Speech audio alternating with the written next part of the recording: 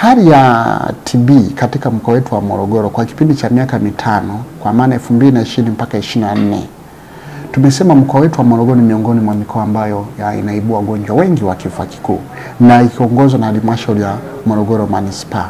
Kwa mwaka 2020 ilikuwa na wagonjwa wa kifua kikuu waliogundulika 865. Kwa mwaka 2021 ilikuwa na wagonjwa 884. Lakini kwa mwaka 2022 iliweza kugundua wagonjwa 1005 waliogundulika kuwa na kifua kikuu, na hao wote walioko kwenye matibabu. Hali kadhalika kwa mwaka 2023 ni wagonjwa 1113 hao waliweza kugundulika kuwa na ugonjwa wa kifua kikuu, na kwa mwaka 2024 wagonjwa 874 waliweza kugundulika kuwa na ugonjwa wa kifua kikuu. Tukienda halmashauri ya Ifakara mji, wagonjwa 549 waliweza kugundulika kuwa na kifua kikuu kwa mwaka 2020. Mwaka 2021 wagonjwa 539 waliweza kugundulika kuwa na kifua kikuu, na kwa mwaka 2022 wagonjwa 674 hawa waliweza kugundulika pia kuwa na kifua kikuu, na kwa mwaka 2023 wagonjwa 644 waliweza kugundulika kuwa na kifua kikuu, na kwa 2024 wagonjwa 548 waliweza kugundulika kuwa na kifua kikuu kutoka halmashauri ya mji Ifakara. Lakini tukiangalia kwa upande wa Kilosa mwaka 2020 iliweza kuongoza kimkoa kuwa na wagonjwa wengi wa kifua kikuu, ilikuwa na wagonjwa 1040.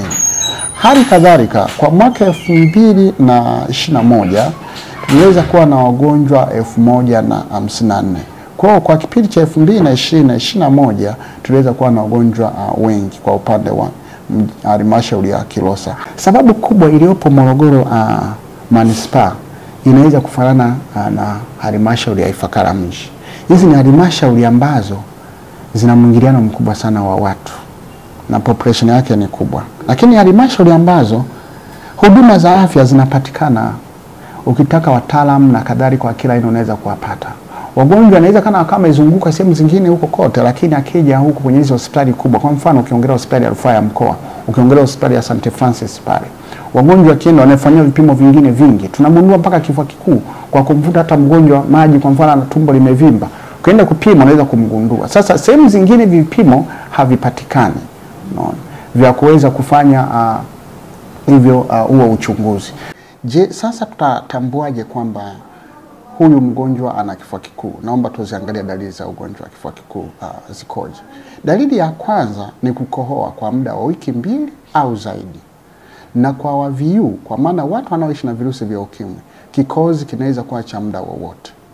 Dalili ya pili, wakati mwingine makozi yanaweza kuwa yamechanganyikana na damu. Na dalili ya tatu ni kutoka jasho jingi kuliko kawaida wakati wa usiku, hata kama kukiwa na baridi. Dalili ya 4 ni kupata homa za mara kwa mara wakati wa jioni.